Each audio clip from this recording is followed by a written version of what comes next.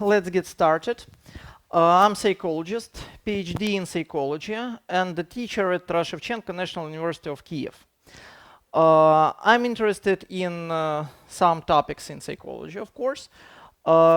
Religion, politics, psychology of religion and psychology of politics, and psychology of sexuality. So I've got some studies about psychology of sexuality with colleagues from the University of Texas in Austin. When we went to meetings, we sometimes may hear that we have to avoid 3 topics. Yes, when we speak with people: politics, religion, and sex. That's why I decided that I may tell a lot about these topics, and of course about the boundaries, what helps us to communicate with other people and to protect ourselves from the violation of our boundaries, and what may help us to understand the boundaries of other people at work and anywhere. I want to ask you 2 questions, so raise your hand if you faced the violation of personal boundaries of other people. It might be 3 roles. So you faced this violation of the boundaries of other people as a witness, as a violator yourself, because unfortunately sometimes we are not good guys and good people in general, and as a victim. So please raise your hands if you saw something like that. At work, yes, at work. I think that your work is a really good place. But I see even here some people raise their hands. So unfortunately, yes, it exists, this phenomena exists. And the second question: do you know what your personal boundaries are? So if you think that you know, please raise your hands. Yeah. So let's start with the definition of boundaries, what the boundaries are. And the term definition in Latin, from the Latin language, means to find some limits. So define, from the word finis, you know this word final, when something ends and something else begins. So our boundaries is something like that. So when we talk about boundaries of ourselves and other people, this is the line of contact, yes, the place when we end and other person begins, and vice versa, other person ends and we begin.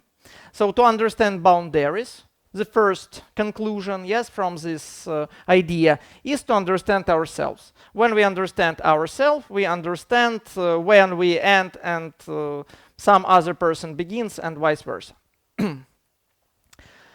Why boundaries matter? So when we talk about something, yes, anything, yes, we try to understand why it's a serious topic. So why boundaries matters? Because they provide the structure of our personality, and this personality may be productive, yes, when we get this structure. This is the first cause why it matters. And the second cause is that setting personal boundaries leads to more fulfillment and less stress in professional life.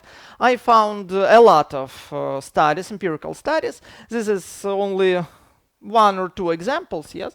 You see that people who witness the violation of boundaries in a form of bullying at the workplace, or even if they are the witnesses, so other people are victims and they also see this bullying, they may suffer from a lot of negative outcomes for their even physical somatic health, not only mental health. Mental health may be caused, and people may feel depression, anxiety. So the epidemic of the modern world is depression, anxiety.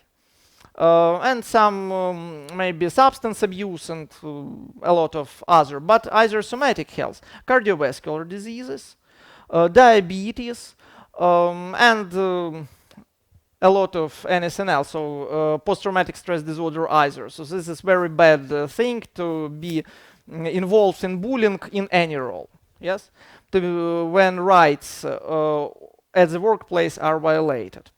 And the third cause why boundaries matters, we get what we tolerate. If we tolerate behavior towards us, any type of behavior, and we do nothing with this behavior, it means that we tolerate it and we would get this behavior more and more again. So we have to, if we don't want this behavior to repeat, we have to stop this behavior. If we do nothing, yes, it's our responsibility. So we get what we tolerate. Oh, I'm sorry.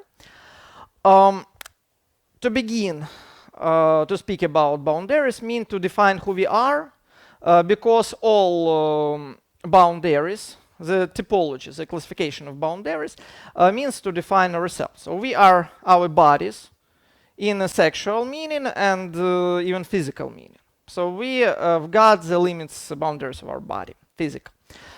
We've got physical space and things. The great American psychologist and philosopher William James said that personality is not only our internal feelings, emotions, thoughts, ideas, values, and so on, but everything I'm owner. Yes, so I'm an owner of this table. This is my table. This is a part of my personality. If you touch my table, you violate my property. Yes, so we may try to violate the property of other people to do something with his or her car, for example. I don't think that's a good idea. So some people love their cars more than their wives and husbands, and don't touch their property, of course. So that's why we are either bodies and space and things. We are our emotions and self-esteem, what we feel about ourselves, about our work, yes, and our worldviews, values, and identities.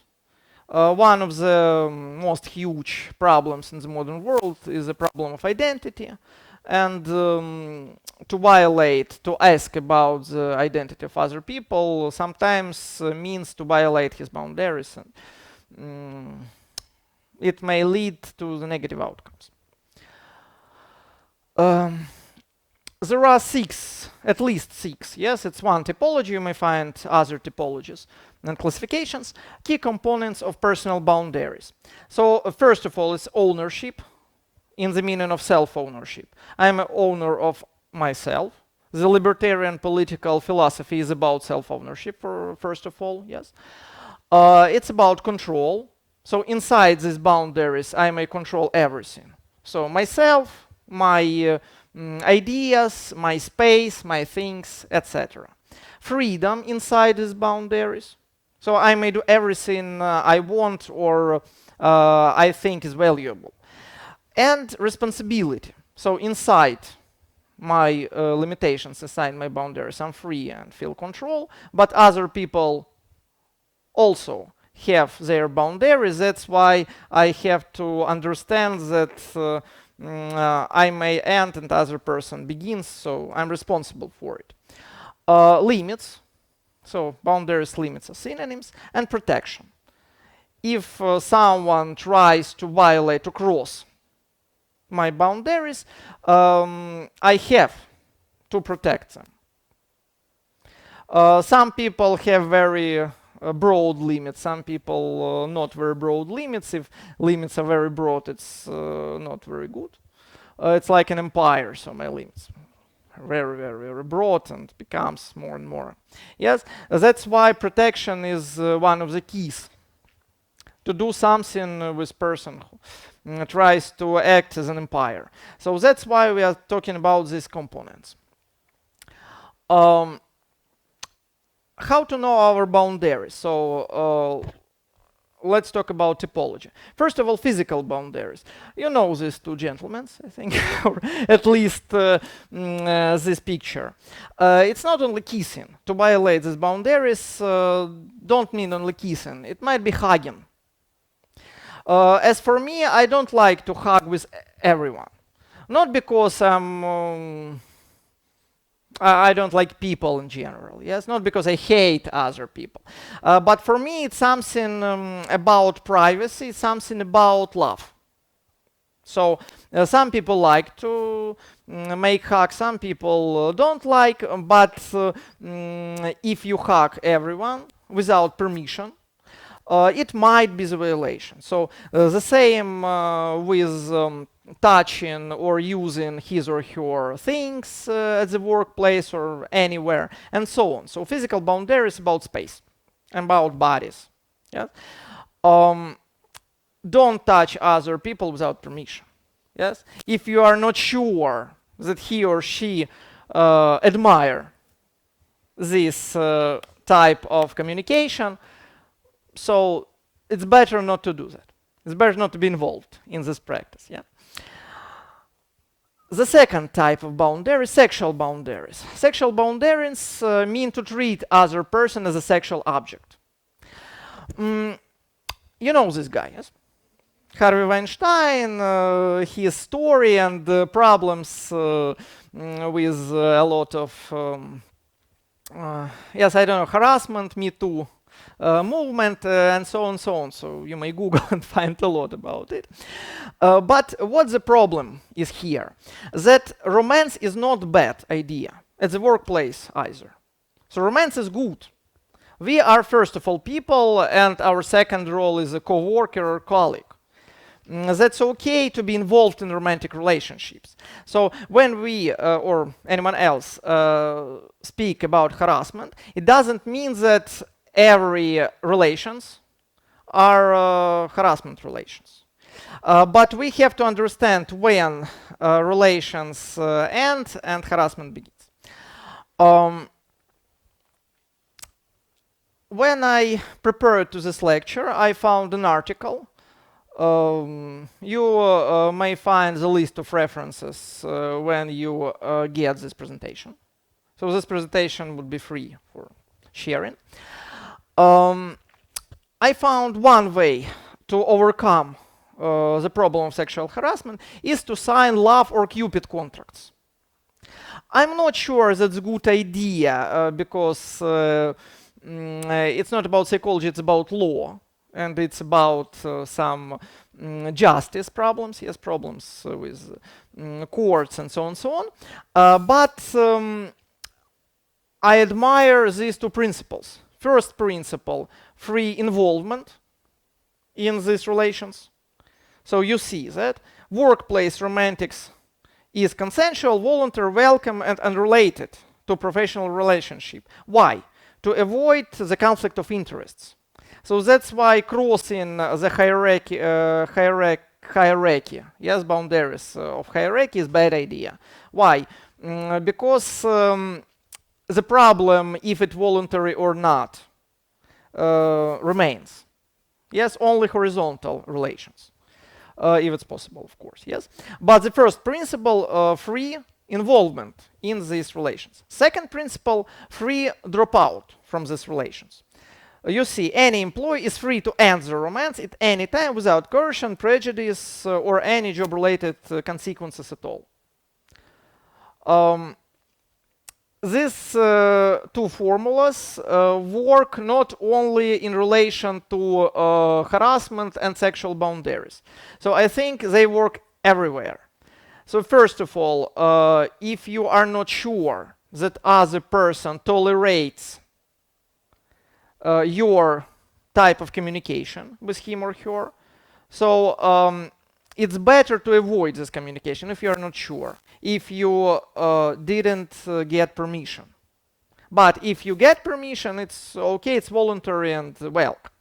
And the second, anyone in any time may say, I'm sorry, but I don't want to hug today. Or this is my cup, I gave it to you, but for now I decided that it's very valuable for me. I don't want other person take it and use it. So it's own choice of anyone, and these two principles should work not only in relation to this type of boundaries. And the other formula, yes means yes, no means no. No answer means no, but I decided to add, because for some cultures, no, if someone says no, he or she means try harder.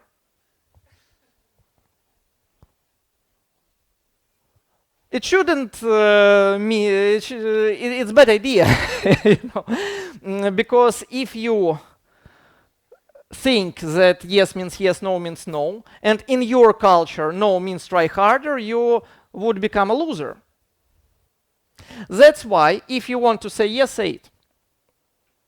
Why this formula can be wrong in some situations? Because some people used to think that there are second meaning, third meaning, and so on, so on, so on. So no means yes, but not now. Yes, no means yes, but try harder, and so on.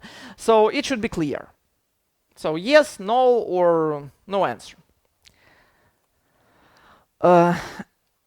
The last type of the boundary, identity and values boundaries. So you see the list of the types of identities which may cause, yes, if you try to cross this identity or to ask about it or to speak about it, may cause moral emotions very strong and very negative. So ethnicity, religion, social beliefs, political beliefs, our societies in Ukraine, in United States, and a lot of countries are very polarized. That's why these topics should be as a part of very serious conversation with other people, but not ordinary conversation. So as for me, my first education is philosophy. Specialization, philosophy of religion. That's why I like to talk about religion, or about politics, or about the differences. I may ask the other persons, oh, you voted the other candidate, why? May you tell me? I want to understand, because I really want to understand. But first of all, workplace is a place for work, yes?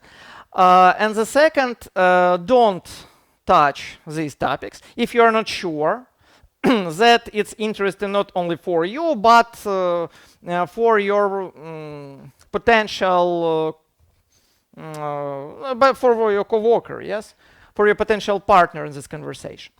Lifestyle, eating habits, position regarding the climate change.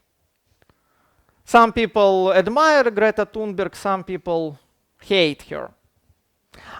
I'm not sure that hatred is a good idea, but I don't think that we have to feel negative emotions at work when we are working. So for some people it may be a very serious topic, for some people not. If you are not sure, please don't touch these topics, yes? But you know, sometimes to avoid these topics, so my tip, please avoid these topics if you're not sure that other person would understand you. Doesn't mean don't talk about it. Because people who avoid speaking about all of this stuff at all know nothing about all of this stuff. It's a part of our life. So identity values boundaries mean that it's the meaning of our life. So we find meaning in a problem of climate change and trying to resist the climate change. We may find meaning in our lifestyle, vegetarianism, for example. For some people, it's like religion. So I know some people for whom vegetarianism and veganism is a type of ethical belief. If I say, oh yes, you know, I eat meat and I want to eat meat, I don't want to hear you. So I try not to say this, because I understand that it's value for them. But the main idea, we should be clear and very accurate when we talk about this stuff. So being taught to avoid talking about this stuff has led to a lack of understanding of politics, sex, religion, and everything else. So we should have been taught is how to have a civil conversation about difficult topic, but not to avoid them at all. How we can understand that our boundaries of other person are violated? Two criteria. First criteria, emotional suffering, mental, psychical suffering, and so negative emotions. I feel something get wrong. That's the first criteria. But you know, sometimes we may feel emotional suffering Not because our boundaries were violated, but there are a lot of causes. For example, I feel sore throat, I may feel a little bit suffering, yes? Or today my mood is not very good, I feel emotional suffering. Or I don't like the other person in general, his voice, for example, his smell, yes, his type of communication. That's why I also may feel suffering. That's why we've got second criteria. You can't do that with me. The violation of dignity, personal dignity. When I feel suffering and I feel that something gets wrong in relation to my dignity, it means that my boundaries were crossed by someone.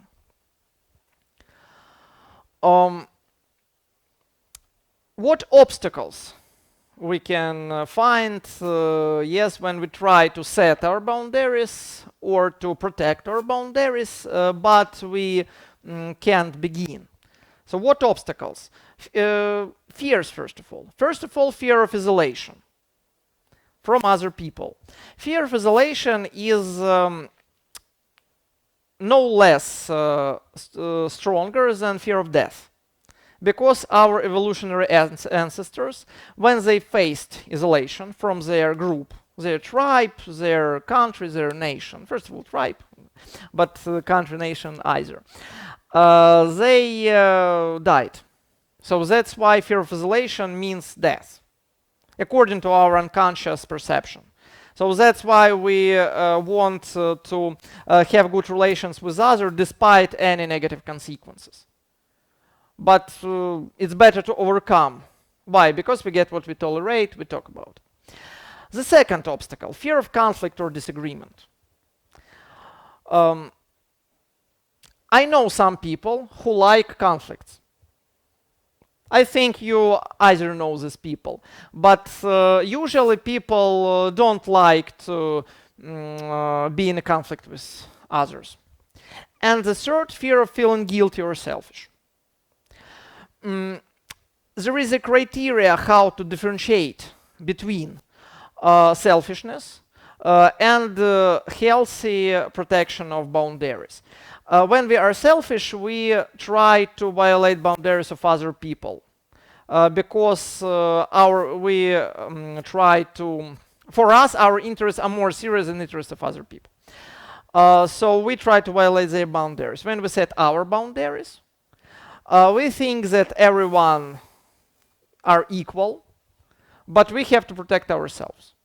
So I may say, you also have a right to do what you want, but you violate my right. So that's why let's have a discussion, let's speak, I want to stop it. It's an appropriate behavior for me. That's why let's do something with that. It's a bad situation. I cannot work in this environment. So it's a clear criteria, yes? Am I right? Or not? So we are equal or not, or I am higher than everyone. We built a hierarchy or we built a horizontal relations. What we can do to set and protect our boundaries? 3 steps. But it's better to say maybe 4 steps. I decided that there is step 0. Step 0, examine your boundaries. So ask your questions, what your boundaries are. Is it okay for you when other person tries to hug you? Is it okay when other person use your working table or some stuff, things, yes? Speaks loudly on mobile phone and so on. So you see examples. We as people may imagine the situation and understand the outcomes of the situation. So that's why we have to get a clear understanding what our boundaries are. To define ourselves means to define our boundaries. So do I like to discuss my political views at work? I know some people who like, but some people don't like. I may discuss with those who like. I either like to discuss my political views. But when I see that they try to discuss with those who don't want to discuss, I usually try to avoid this conflict, say I'm sorry for him, for her. It's not, please don't touch them, let's speak with me. Yeah? So I'm stopping and changing the partner of conversation. First step, communicate your boundaries clearly. So first, understand them. Second, say about them. It's a common mistake when you come to the workplace at the first time and may not to set boundaries because you want to get good relations with anyone. For example, you are Jew and you hear the anecdote about Holocaust. You may be silent because you don't want to be involved in a conflict. But person who talk, yes, for whom it's funny, may decide that it's either funny for you. And he or she may begin to kidding. So it's not a good idea if you face inappropriate behavior. So it should be clear for other people that it's a boundary for you. So it should be clear, 0 step for you, first step for other people. Second step, bring up the violation of your boundaries right away. So the same criteria, clearance and protection. So you have to say, yes, this is my boundary, this behavior is inappropriate, so please stop it. And I think it's great to describe what he or she has to stop. I remember one situation. I participated in a conference in the St. Thomas Aquinas Institute at Kyiv. I visited the library with my friend. And I saw a lot of very interesting books. I began to watch them, to open them, to touch them. After that librarian, and my friend spoke by his mobile phone. Librarian came to library, became very angry, and said, stop it. My friend thought that he is talking by telephone and this is inappropriate behavior. He said, oh, I'm sorry, I use a telephone, I should not. Librarian said, stop it, more angry. After that, I understood that I shouldn't take books. I said, oh, I'm sorry, I took books, but everything's okay. He said, you have to ask me. I may give you this book, but you have not touched it. What mistake he has done? What's the problem? Yes. So you don't know what you are doing wrong. Yes. What's wrong? Other people have to understand what's wrong for you. If you try to stop, because they may think that inappropriate behavior is not that you mean, and it shouldn't be a constructive conversation, constructive process. The third step, be flexible to discuss the differences. There is a problem, but there is a possibility that other people also exist. And they also have their boundaries. That's why we may sometimes don't understand what are the boundaries for other people. And the only way to understand other people better and to set boundaries at the workplace in general is conversation, is communication. Because psychological experiments had shown that our trying to build the model of other people's thoughts, feelings, values, and so on, usually don't work. So the better way to understand other person, ask him or her. When you ask him or her, so I'm sorry, so I violated this stuff is very serious for you. I'm sorry, I took it, I didn't want. Yes? He said, oh, I'm sorry, but please not, but it's okay. So the best way is to ask. Not try to imagine, yes? You have to imagine your own boundaries and try to understand others because people usually are similar. But it's a better way to communicate. It might be the fourth step. If the steps do not work and the violation of your boundaries continues, involve your manager or supervisor. Because if boundaries are violated, it creates the hostile environment at work, and hostile environment at work has a lot of negative outcomes. I said somatic diseases and mental diseases, burnout, and a lot of negative stuff in general. So that's why involving supervisor and manager, if you tried to use these methods and they didn't work, I think the logical step. So check your personal boundaries. There are a lot of pictures in Google Pictures about boundaries, different type of boundaries. So here is one classification. You may take some other. Soft, so boundaries might be soft, rigid, spongy, or flexible. Flexible is the only type of healthy boundaries.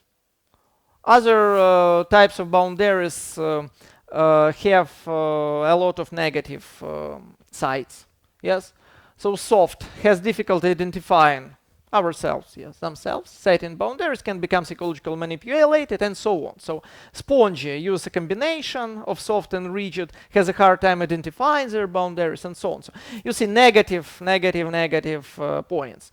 And if they're flexible, a person who's flexible can communicate their boundaries, his or her, yes, boundaries fairly easily, can adjust boundaries based on different situations, and has a sense of control.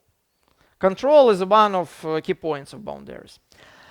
So the main ideas, takeaways at home, here. So to define boundaries means to define ourselves. They have to be clear for us and for other people. Yes, we get what we tolerate. Behavior towards you is within certain limits, your own choice. We are responsible for them. Yes means yes, no means no. Be clear. Your boundaries have to be clear for yourself and other people. And other people also exist, so please communicate with them. Please have discussions with them, and please try to find common ground using your communication skills. There are a lot of good books about boundaries, about workplace environment. I may recommend 2 of them, but of course there are a lot of very good stuff. So Talking to Crazy, Mark Goldstone. You may find it not only in English but in Russian, Ukrainian translations, yes, with bad words on the top. I don't want to tell about these words, but you may find Mark Goldstone and translation of his books. And The Art of Everyday Assertiveness. This book also exists in Russian translation. So what the assertiveness is? Assertiveness is what I talked today. So it's an art not to be aggressive when you set and protect yourself, and not to be passive. To find this middle way. To talk about them clearly, to protect them, but not do harm for other people, colleagues, co-workers, and not only at work. And the list of references. I used more, of course, articles and books to prepare to this presentation and speech. But I decided that these 4 articles are the main articles, and 1 book. You may use Google Scholar to find them and to read them if you want. About love contracts or Cupid contracts, it's the synonyms either. So, the article are there. Thank you. I hope so I may answer your questions. Yeah, please. Could you please describe how can we check our boundary style type that you shown before? You mean this? Do we have any tests or how to check it? There are no some formal tests. You mean this table, yes? You may read the criteria, yes, of any of these type of boundaries. And try to understand what the type of boundary is more close to your boundaries. It's difficult. So, sometimes it's difficult to identify. Sometimes different people have different boundaries. So something may be boundary for other person, but not for you. It's okay not to have boundaries like other people. So I may give people my cups, all cups, please, at work. Yes, my psychological department, please use my. But I know some colleagues don't want. So if you feel difficulties to identify your boundaries using this table or some other table, I think you may ask a psychologist. Yes, and decide. So, you know, the main criteria, if you don't feel that you have problems here, it doesn't matter what type of boundaries you have. If you feel that there is a problem for you to define, you feel dissatisfaction with that, so it's better to speak with a professional, so 1 or 2 consultations. Solve this problem. Mm-hmm. Yes, please.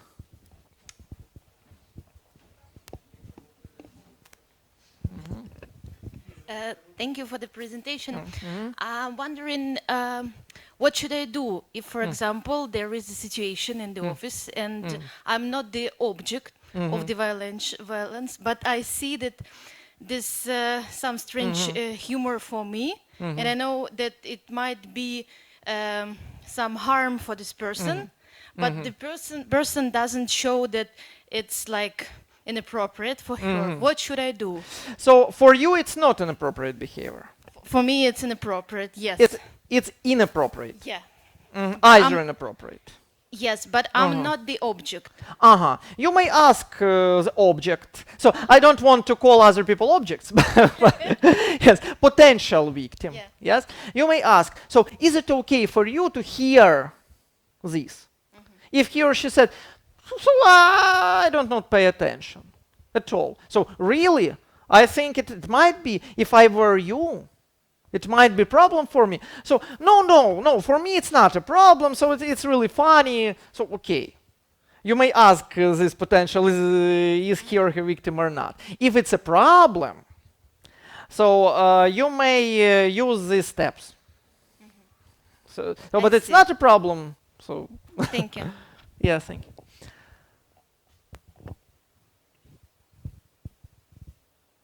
So, you know, it's a difficult topic because people are different. So sometimes we try to understand other people without communication, and